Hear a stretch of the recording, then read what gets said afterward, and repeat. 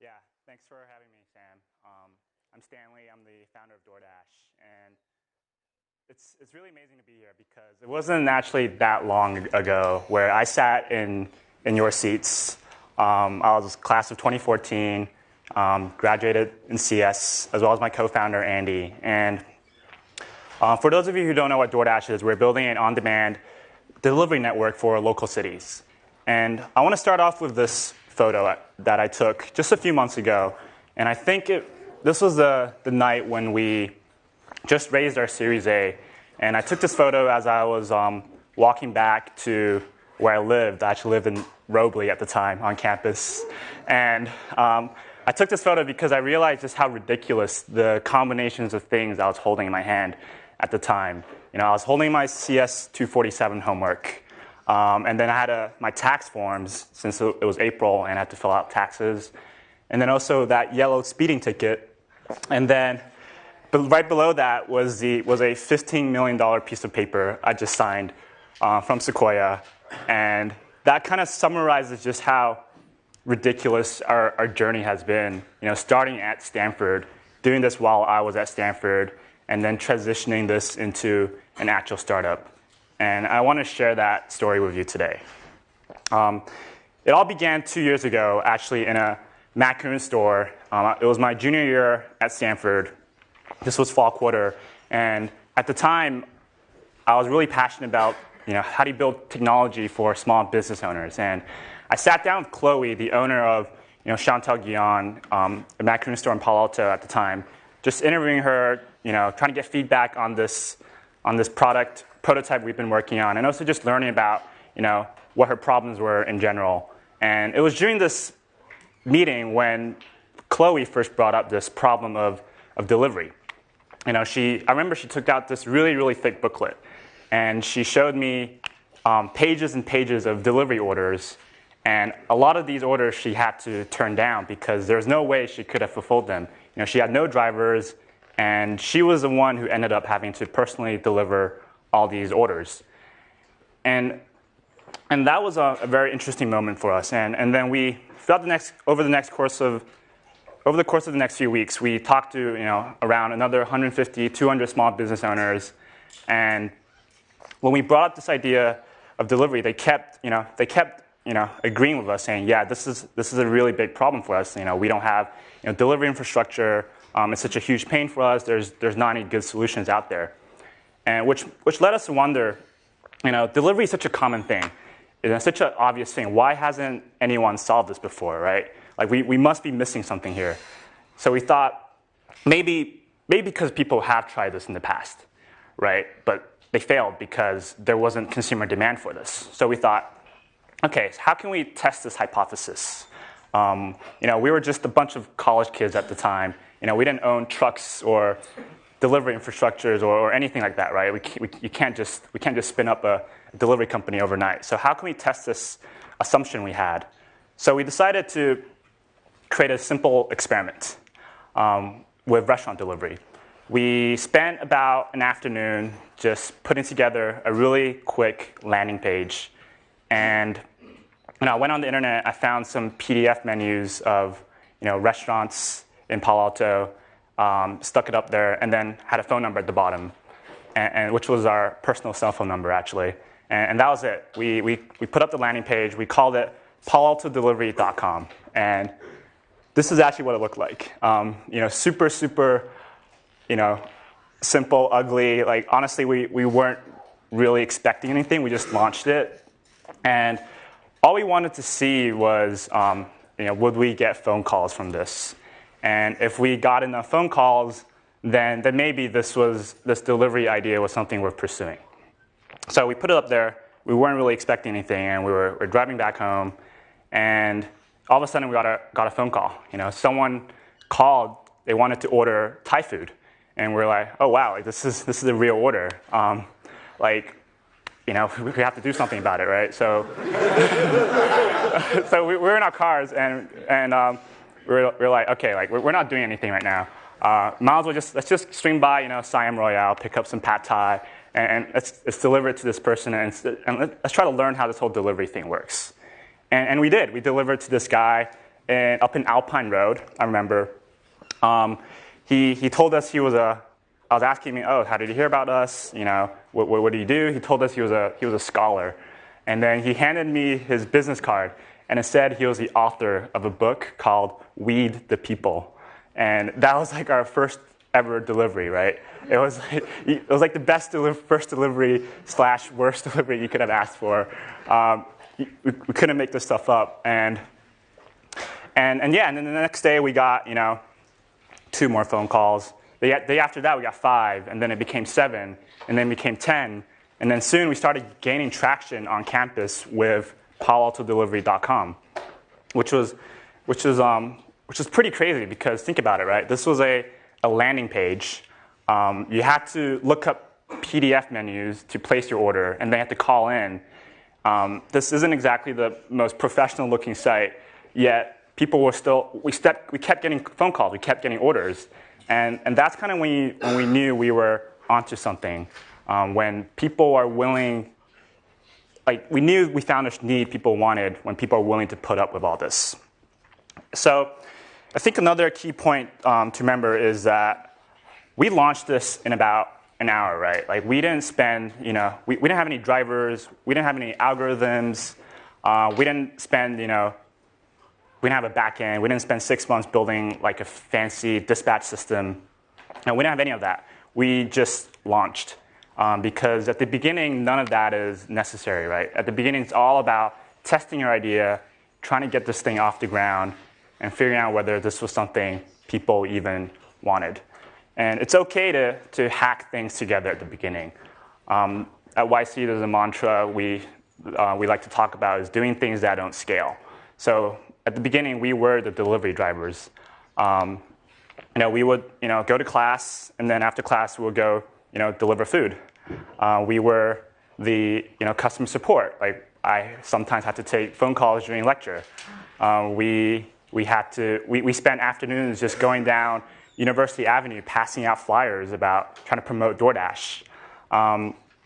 We didn't have any dispatch system, so what we had to do was, we used Square to charge all of our customers. We used Google Docs to keep track of our orders. We used Apple's Find My Friends to keep track of where all of our drivers were. Stuff like that. Just figuring out just hacking together solutions, just trying to get this thing off the ground. In fact, at one point we were growing so fast that Square actually shut our account down because we were under suspicion for money laundering. Think about it. We're getting small chunks of like $15, $20 orders coming in at a rapid pace. And luckily my co-founder Tony worked at Square, so he just emailed some buddies there, and everything was solved. And another thing about doing things that don't scale is that it also allows you to become an expert in your business, right? Like driving helped us understand how the whole delivery process worked. We used that as an opportunity to talk to our customers, talk to our restaurants. We did dispatching, which helped us figure out, how we manually dispatched every driver, and that helped us figure out, what our driver assignment algorithm should look like. We did customer support ourselves, getting real-time feedback from our customers. I remember, for the first few months when we got started, we would manually email every single one of our new customers, and at the end of every night, and just asking them, oh, how was your first delivery? How did you hear about us? And we would personalize all these emails, right? Like if I see someone order chicken skewers from Orange Hummus, I would say, oh, I love Orange Hummus. How were your chicken skewers? How did your first delivery went? Just feedback like that was really valuable, and our customers really, really appreciated that. And I remember one time, this was during YC, we just came out of a meeting with one of our restaurant partners, and we heard about this ice cream store that just opened up, on University Avenue called Cream, and we wanted to go try it out. And then all of a sudden, our co-founder back at our office/house texted us saying, oh, we need drivers on the road. We got a huge spike in demand. So we debated for maybe 10 seconds, like, should we go get ice cream or should we go deliver? Obviously, we went and delivered, but that kind of became our motivation on scaling, right? Like, if we can scale, then you could go get ice cream next time. So yeah, I think that kind of, and now, of course, we've scaled across different cities. Now you have to worry about building out automated solutions and dispatch systems and figuring out how do you match demand and supply and all that fancy technology stuff. But none of that matters at the beginning, because at the beginning, it's all about getting this thing off the ground and trying to find product market fit. So just to summarize, so there's three things I would say that I learned from doing DoorDash. First, test your hypothesis. You want to treat your startup ideas like experiments. The second thing is launch fast. We launched in less than an hour with a really simple landing page. And finally, it's okay to do things that don't scale. Doing things that don't scale is one of your biggest competitive advantages when you're starting out. And you can figure out how to scale once you have the demand. And maybe once you've scaled, then you could go get that ice cream. Thanks.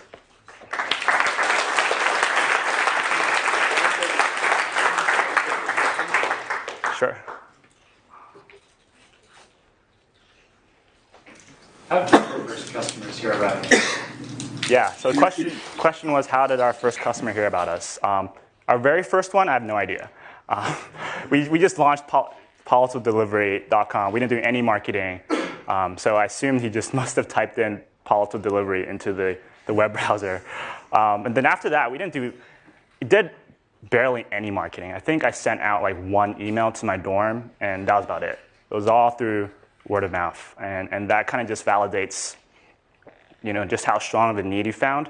When people just start talking about you and they're willing to put up with all this terrible user experience, terrible design, and stuff like that. When you started, it seemed so obvious to you. You were wondering, why has no one done this? What's your answer now, looking back? Yeah, I mean, looking back, I think the biggest thing is mobile. The fact that now everyone has one of those in their pocket, and we kind of saw that trend, and thought, what if you can design, a delivery system that was entirely based off mobile, where you didn't have to have any infrastructure or delivery fleets. Instead, you could, instead of hiring drivers full time, purchasing vehicles, what if you can tap into a more of an on-demand pool of independent contractors and only send orders to them when they have time. So that's kind of the insight we had. Everything was done through mobile. Yeah. Did you know you were going to be a startup, or were you just making some money from the site at first? Yeah, I mean, at the time, we were all really passionate about building technology for small business owners. And honestly, this delivery thing came out of an experiment, right, with the landing page. Like, it was literally an experiment. We weren't expecting anything, and it just took off, and we went with it. And logistics was always something we were really passionate about as well. Like logistics, transportation, and it's kind of the perfect fusion of, how do you help small business owners through delivery? Back, yeah. Do you launch the mobile app first or the website? And how long did it take from idea to the first launch? Yeah, we started with this landing page right here. Took us an hour to launch. How does DoorDash stand out in a space filled with Fluff, Postmates, and Seamless, and other companies? Yeah.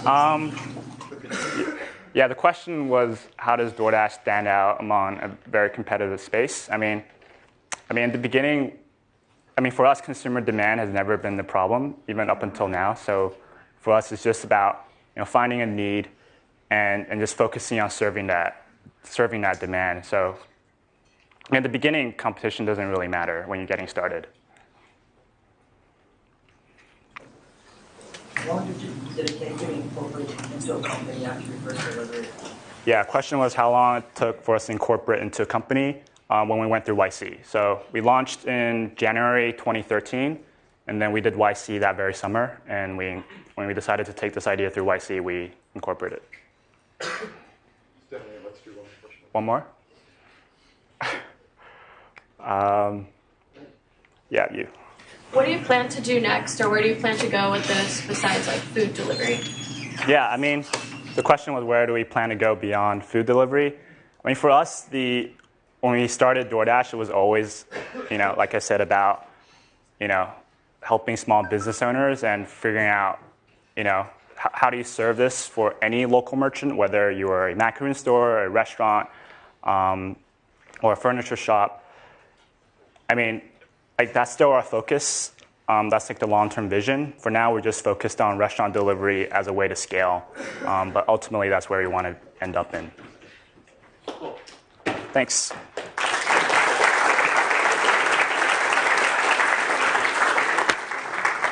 Okay, next is Walker Williams from Teespring. Teespring went through YC a year and a half ago, something like that? Yeah. I almost rejected them. So that sounds like a dumb idea, but now they're doing hundreds of millions of dollars a year of revenue, so very luckily I did not. And Walker's going to talk also about doing things that don't scale. All right, thank you guys for having me. My name is Walker. I'm the CEO and founder of Teespring. For those of you guys who don't know what Teespring is, we're an e-commerce platform that allows entrepreneurs to launch products and apparel brands without risk, cost, or compromise. Today, the company is about 180 folks, and we ship tens of thousands of products each day. And I want to talk to you about one of the most fundamental advantages you have as a startup. And that's that you're able to do things that don't scale. And I define things that don't scale as things that are sort of fundamentally unsustainable. They will not last. They will not bring in the millionth user. And where they break, it's usually time, but it could be a number of other things. But it's really growth strategies that won't take you to 1 million users. And there's 3 real places I want to focus on today. The first one is finding your first users. The second one is turning those users into champions. And the third one is finding your product and market fit. So finding your first users. The first thing you have to understand is that there is no silver bullet for user acquisition. Everybody, and this includes me when we got started, you look for that dream solution, that pay-per-click campaign that has tremendous ROI, some accelerating partnership that's going to springboard you into the stratosphere, an affiliate agreement, something that solves it for you. But the reality is, for the vast majority of companies, and in fact for every company that I've had the chance to speak to the CEO of, that's just not possible. Those are unicorns, and most of the companies that from the outside look like they've had this dream growth curve, the reality is that those first users were impossibly hard to get. And let me tell you about the story of a ridiculously unsustainable business. So this is Teespring in 2012. When we first launched, the business couldn't have looked worse. It took days of meetings. We had to offer free design, days of revisions back and forth. We'd have to launch the product ourselves. We'd have to do the social media, all to sell like 50 shirts for a local nonprofit and generate $1,000 of revenue. Anybody looking in would have said, you guys need to give up. This is a terrible idea. But as time went on, those users start to add up. And I think something you have to understand is that when you first launch a company, just by virtue of the fact that it's a new product, you're going to be bad at selling it, right? You've got no idea what the pain points of customers really are. You've never sold it before. You don't have any success stories to point to or testimonials. Those first users are always going to be the hardest. And so it's your responsibility as a founder to do whatever it takes to bring in your first users. And it's going to be different for every company. The common thread that I hear is founders need to spend personal time and effort, a lot of their personal time and effort, to bring those users in themselves. It could mean a number of things, everything from sending 100 emails a day, getting on the phone and just calling as many people as you can, going through a network, if you have a network like Stanford or Y Combinator, anything you can do to get that first user. And I really equate it to pushing a boulder up a hill. And if you think of like a very sort of smooth hill, when you get started, the incline is the steepest, and those first inches are the hardest. And over time, as you get farther and farther, the incline steadies out, it gets easier, and hopefully, eventually you reach a point where you're at the top of the hill and the boulder starts to roll on its own. And so those first users, you just cannot focus on ROI in the sense of time. Do not expect to spend an hour and return thousands of dollars. Maybe Stanley is one of those unicorns. That was a pretty incredible story. But for most of us, those first users are going to take a lot of hand-holding, a lot of personal love. And that's okay. That's essential for building a company. And the one sort of caveat of that is that I don't recommend giving away your product for free. And there's plenty of exceptions to this rule. But in general, cutting costs or giving the product away is an unsustainable strategy I wouldn't recommend. You need to make sure that users value your product. And people have a different... They treat products that are free in a much different way than a paid product, and oftentimes it can give you a false sense of security of, oh, we're getting all these users, surely we can convert them over to paid. The second aspect is what happens when you get those users? How do you turn those users into champions? And a champion is a user who talks about and advocates for your product. And I'm a firm believer that every company with a great growth strategy has users who are champions. And so really the easiest way to turn a user into a champion is to delight them with an experience they're going to remember. So something that's unusual or out of the ordinary, an exceptional experience. And the easiest way to do this early, and again, something that is completely unsustainable, it's not going to scale forever, is to just talk to those users. And people will say this all the time, and you hear it's one of the sort of core tenets of Y Combinator is talk to users, but I cannot stress how important it is that you spend a large chunk of your time talking to users. And you should do it constantly, every single day, and as long as possible.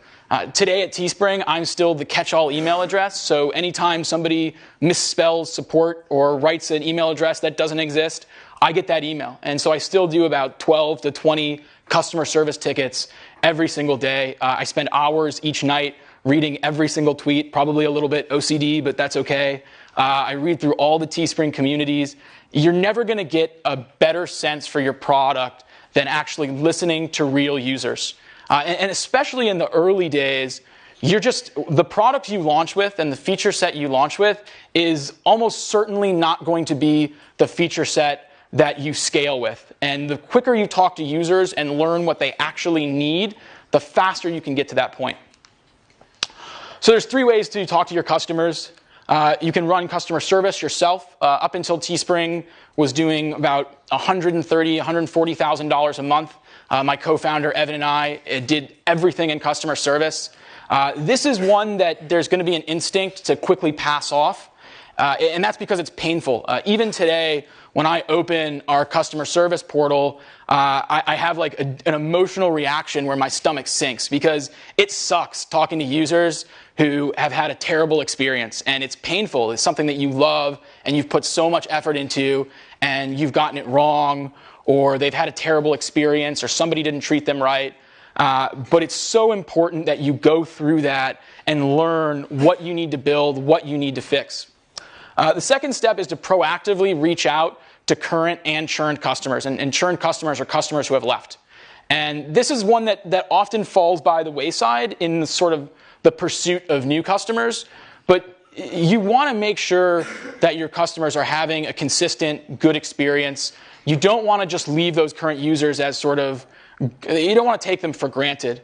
And then when a user actually leaves your service, you want to reach out and find out why.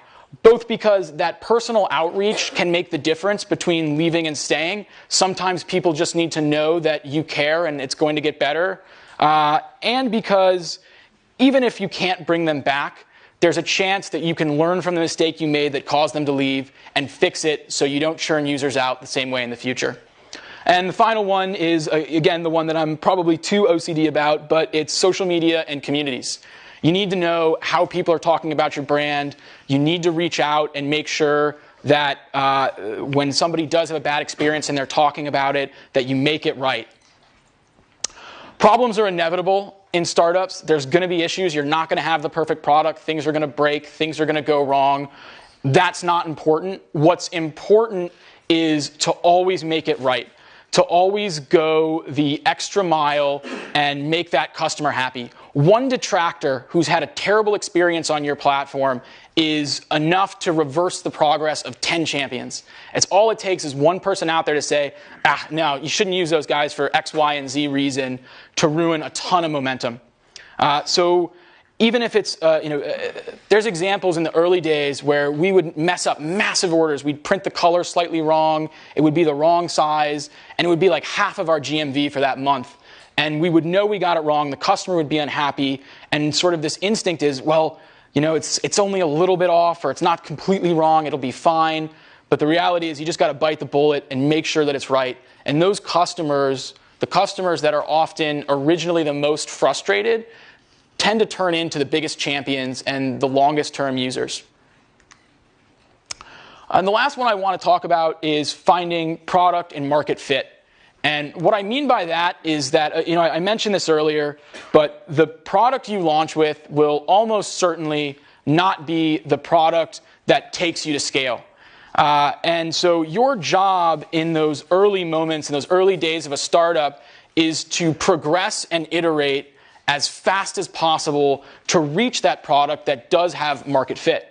And as engineers, your instinct is going to be to build a platform with beautiful, clean code that scales, right? You don't want to write sort of duct tape code that's going to pile on technical debt. But you need to optimize for speed over scalability and clean code. And sort of an example of this is in the early days, we had a couple enterprise customers come to us, sort of bigger nonprofits, and say, hey, we really like your service, but you're missing these fundamental things, so we're not going to use it. And we looked at sort of what it would take to build out those features, and we weren't sure they were going to work long term, but we wanted to try it. And my co-founder, Evan, who is our CTO and a million times better developer than I am, sort of ran the math and figured out that if we did it the right way, it was going to take about a month to build out these features. And in a startup, a month, you live in dog years. A month is a year, and that just wasn't going to do.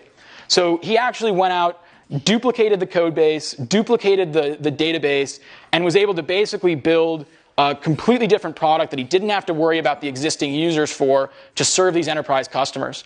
We gave them the tool, they onboarded, they generated a lot of revenue. Eventually, we learned what features were core, and we integrated them into the core product. But what would have taken a month, we were able to do in 3 to 4 days. A great rule of thumb is to only worry about the next order of magnitude. So when you have your 10th user, you shouldn't be wondering, well, how are we going to serve 1 million users? You should be worried about how are we going to get to 100. When you're at 100, you should think about 1,000. It's one of those things where necessity is the mother of invention, of all inventions. So when you hit that breaking point, like the Twitter fail whale is a great example. And Teespring, there were month stretches where every single night the site would crash, every night, and during the day. And every single person on the team would go to sleep with their phone on loud, under their pillow, so that inevitably when the buzzer went off, you could quickly get up, restart the servers, and go back to sleep. And this would happen daily. But the reality is that it was worth it. And you'll end up with these huge pain points and all this technical debt and regret. But it's worth it just to get to that end goal and that product fit faster. You will make it work. You will survive. Those sort of bumps are just speed bumps, and speed is so, so important early. So the lesson that I've been learning lately is, you want to do these things that don't scale as long as possible. There's not some magical moment. It's not the Series A. It's not when you hit a certain revenue milestone that you stop doing things that don't scale. This is one of your biggest advantages as a company. And the moment you give it up, you're giving your competitors that are smaller, that can still do these things, that advantage over you. So as long as humanly possible, as long as it is a net positive, you need to be spending time talking to your users. You need to move fast in development, as fast as possible, but don't give it up willingly. It should be ripped from you. And so sort of trying to practice what I preach, I want to give you guys my email address. If you guys have any questions, if you want to learn about Teespring, if you want to print some t-shirts, fingers crossed, just shoot me an email. I'd love to help and I'd love to speak to you. And the last thing is we've created an official How to Start a Startup tee with Sam, and all proceeds are going to WotC. I couldn't miss this opportunity to sell. So if you guys want to grab one of the official tees, just go to teespring.com/startup, and it's supporting a great cause. Thank you.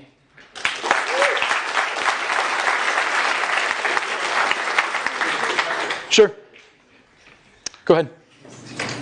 Yeah. The t-shirt printing business, it seems like it has a lot of competition. So what convinced you to think this is a viable market, even when Sure. it's going well initially? You know, so the question was, the t-shirt printing business has a lot of competition. What would convince us to get into the market?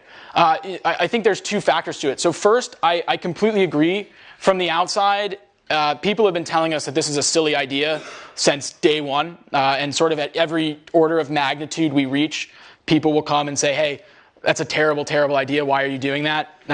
But the reason that we launched Teespring is because we ran into a personal pain point where we had a need and we looked at the current solutions. I was a student at Brown and I was trying to create a Remember the Bar shirt for a dive bar that got shut down.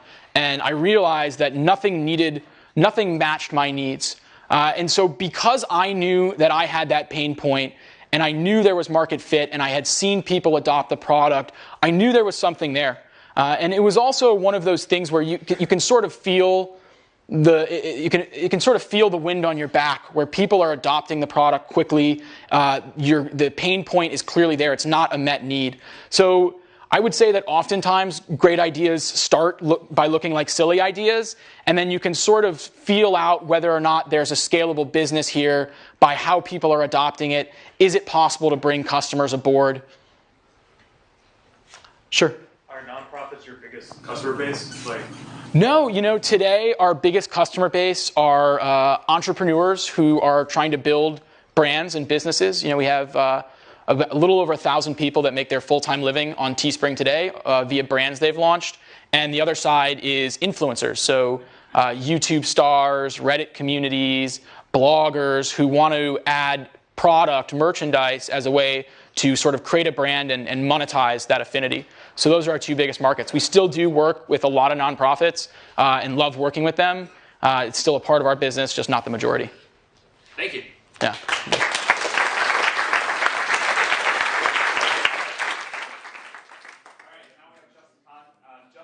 Founder of Kiko, and then Justin TV, which became Switch, and is now president of Y Combinator, and is going to talk about PR.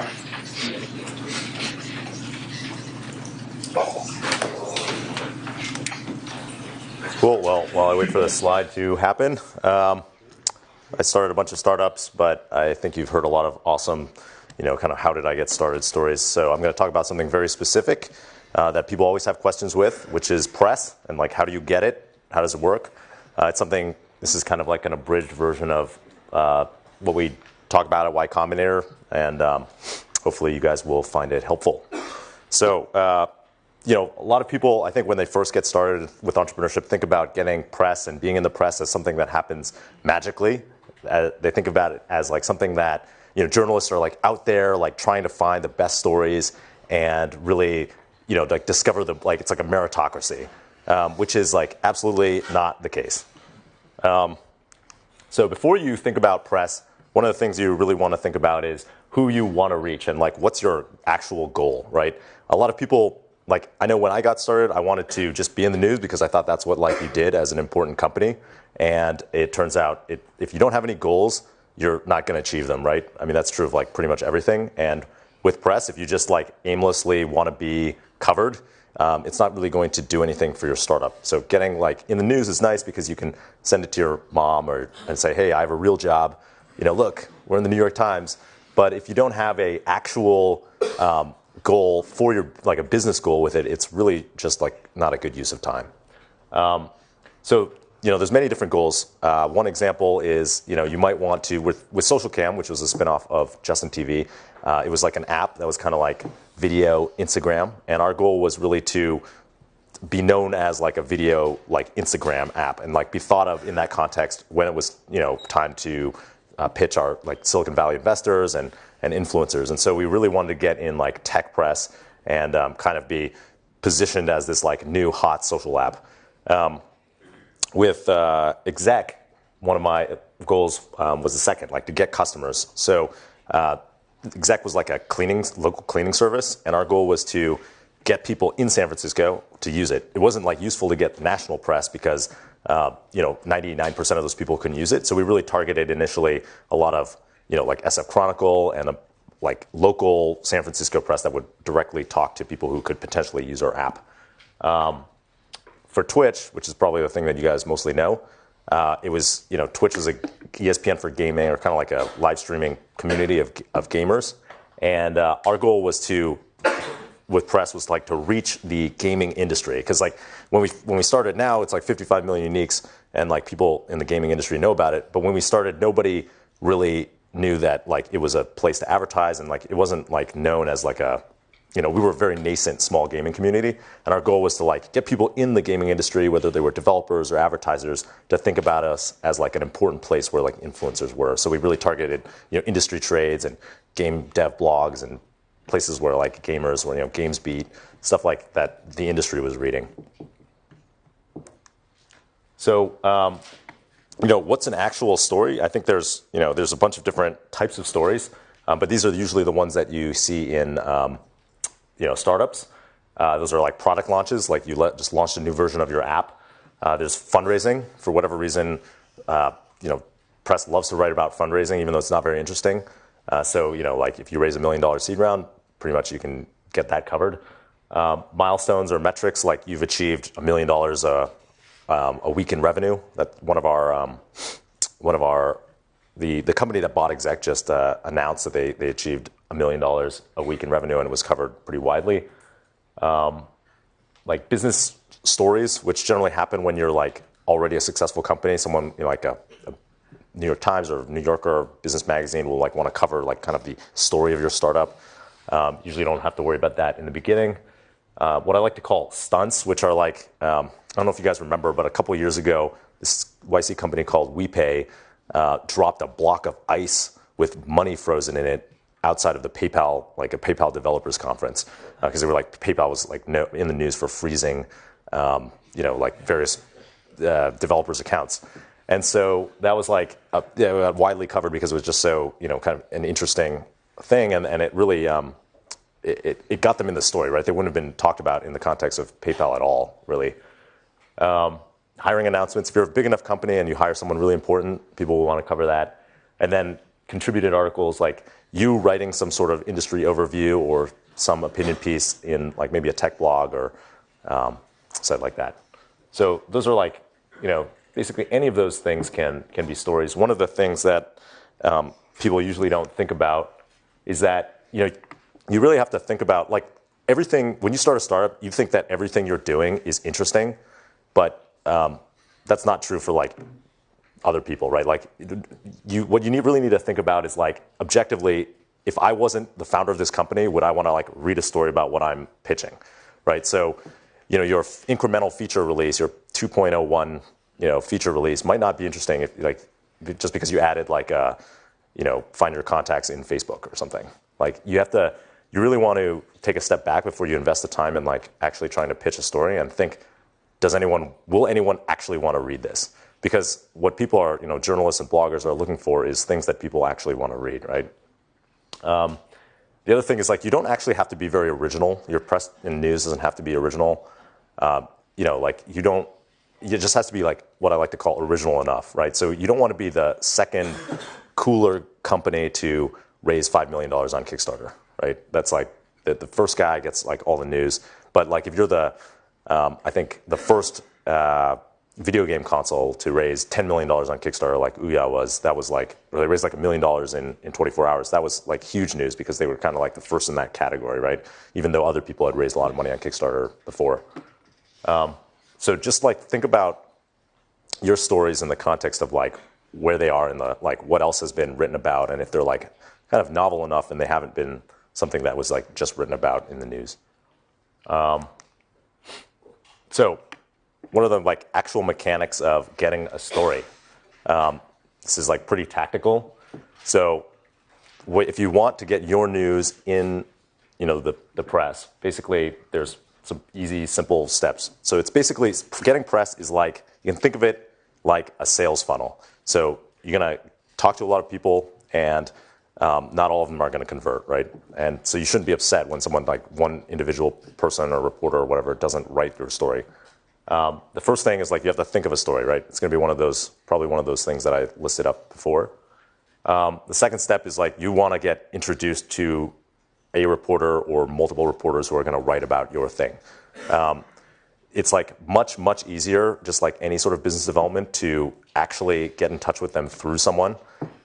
It's like, rather than cold emailing them. The best thing to do, I found, is like you want to go to entrepreneurs who were just written about, like your friends who maybe started a startup and they were covered on TechCrunch. Get them to introduce you to that reporter who wrote about them. The reason that's good is because, like, from the entrepreneur's perspective, like the easiest thing to do in the world is introduce you to a reporter who already wrote about them, right? They don't like need anything else from that reporter. They're actually doing that person a favor if your story's interesting. It's not like you're asking for intros to investors or potential people that they would want to hire, employees.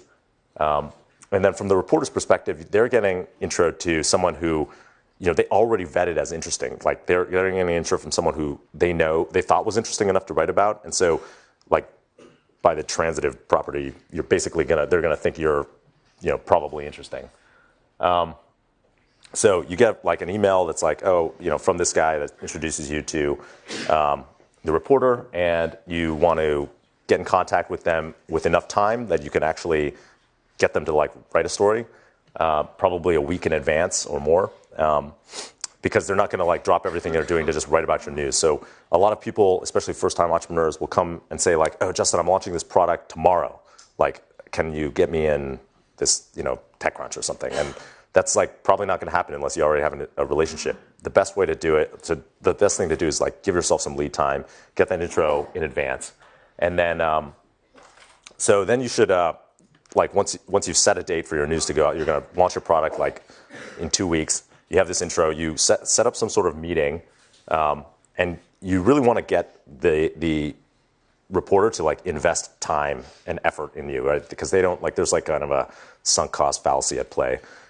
Basically, the more time and they spend with you, the more likely they are to like actually write something. So the best thing to do is get like a face-to-face meeting, right? Lots of people, report bloggers, actively don't want to meet you face-to-face, but like if not that, then get like a phone call, right, and get on the phone with them. The worst thing to do is like just have an email exchange, right? Because it's very easy for them to like forget about it, ignore it.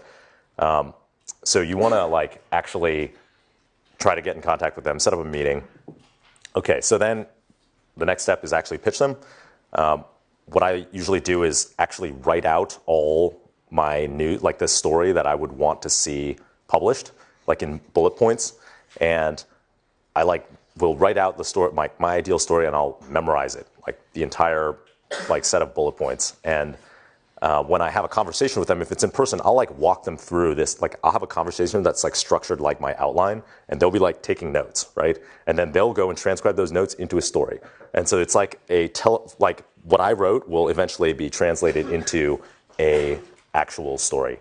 And by preparing, you can actually much more easily control the conversation and not forget critical things like your mentioning your co-founder's name, or like what all the features in your awesome app are. If I'm doing this like on the phone, I will like have these bullet points in front of me, and I will make sure to like walk through a conversation that includes all of those things. So you do that. You have a pitch. They take notes. They're going to write the story at this time, and then the next thing is like follow up, like a couple days or a day before your actual news goes out. You want to send them an email that says like, this is the time we're launching the app. Like, thanks for meeting. Here's like collateral, like if you have like a video or photos or something you want them to include, screenshots, like how to spell your co-founders' names and your name. Just like include all the information that I really care about, and I bold it, right? And then that's it. then hopefully the day comes, you press submit on their release to the App Store, and at the same time, they release their article on TechCrunch, and you are famous.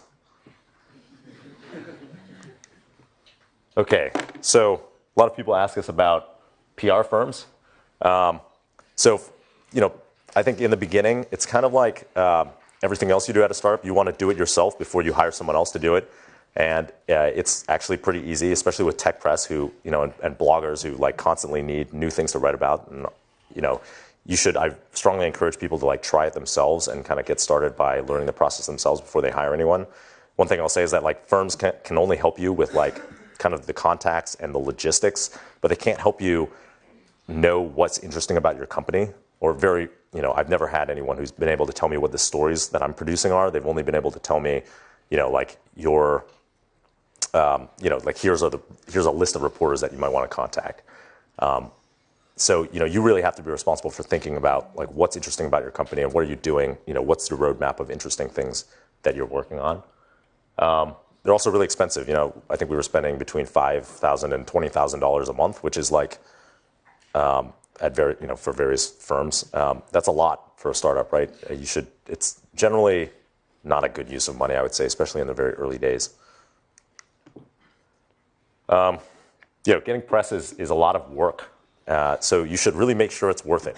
Like I said, getting press doesn't mean, it feels like it's like a vanity metric, right? It feels like you're being successful because lots of successful companies, like Google and Facebook are covered in the press all the time. But it doesn't actually mean you're successful. It doesn't, actually give you, mean that you're making money, you're getting users, you're making those users happy. Sometimes it's a really good strategy for getting your first 100 or 200 or 1,000 customers, but it's really not a scalable user acquisition strategy. So it's something that's really just like a bootstrap. You can't just get infinity articles written about you. Eventually people are going to get tired of hearing about your company, and usually that happens pretty quickly, right? The whole point about news is it's new, and so it's pretty hard unless you're Google to get covered in the press every week, with something. If you decide it's worth it though, you do want to have a regular heartbeat of news. So that's something where you're planning out those types of what you're thinking about what you're doing that matches those maybe 7 story types in the future. And when I was working primarily on marketing and PR, it would be I would make a schedule on a calendar of when we're going to launch things and make sure to space them out, but have them appear at regular intervals so that people wouldn't forget about us. And we could kind of maximize our coverage. And you really want to keep your contacts fresh. It's really a relationships business. So once someone writes about you, you should keep going back to them for more for writing about to write about you in the future. It's kind of like when basically people you're more likely to do something for someone you've already done something for. You really it's if you just I would try to establish good relationships with a couple reporters over time that you can go to break news, and it will come in handy later if you ever are in the position, if you're fortunate enough to be in the position where people are writing negative things about you. Having relationships will help you kind of get your side of the story out. And the last thing is it's kind of golden rule really, or maybe more of a pay it forward really applies here. You should help your fellow entrepreneurs get coverage because they will help you get coverage. The best way to get covered is really through these warm introductions. And so, whenever I'm meeting with reporters, I always help throwing out the names of other things that I think would be interesting stories for them. And usually that comes back. The reporters like it because it's helping them find interesting stories, and you're more likely to get leads back from those entrepreneurs that you help out. So if you're interested in learning more about press, here's 2 resources that I really liked. Jason Kincaid, who is a former TechCrunch reporter, just wrote a really, really great overview that covers a lot of the things I just talked about in more depth and from the blogger side.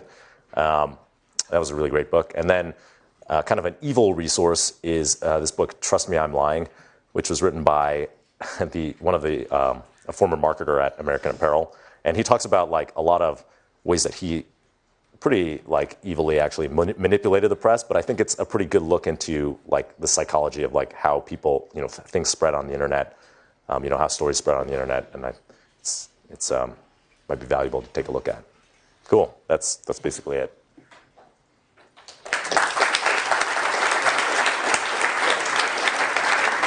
One question? Just one? Two. Okay, 2 questions. Or 0 questions. When is the right time to start worrying about price altogether? When is the right time to start worrying about press altogether? I think it's a really good way. Like if you just, the first time I launched, my first products in our first startup, for a lot of them we got like 0 attention, and we didn't really know how to even get 100 users. I think it's a really fine way to get 100 users, and a lot of companies in YC, when they first launch their product, will encourage them to get out and just do one TechCrunch story to like get a few people to see it. And it's good to get into practice. I wouldn't like obsess over getting like coverage in multiple outlets or anything like that in the very beginning. All right, anything else? There. It seems like the biggest story about Twitch was the Pokemon thing. Yeah. So like how much of a role did you guys actually play in getting that out in the press? Or was that just like, oh shit, like this blew up, awesome? So Twitch had this thing called Twitch Plays Pokemon, where developers set up a Pokemon like Game Boy game that was controlled by chat. So millions of people would be typing in A or B, and like the character would wander around aimlessly. And that was like a huge news story. And I think that what we did was, there's a couple of parts. One, we set the stage by having other news stories so when someone from the BBC would Google like Twitch and be like, what is this crazy thing that everyone on Reddit is talking about? They would like have some context. The other thing is like, we didn't come up with the idea for Twitch, right? That was like fortuitous, but we helped like give it legs by, making the company available to talk to the reporters and suggesting follow-up stories about there were stories not just about Twitch Plays Pokemon because 100,000 people were watching this Pokemon game, but because it finally there were stories when they beat the game, and there were stories when they launched Twitch Plays Pokemon, Crystal or whatever the next Pokemon version was, and so we kind of gave that story like a little bit more legs, but we didn't originate it. It was the community really who originated it. All right, I think that's it. Thank you very much.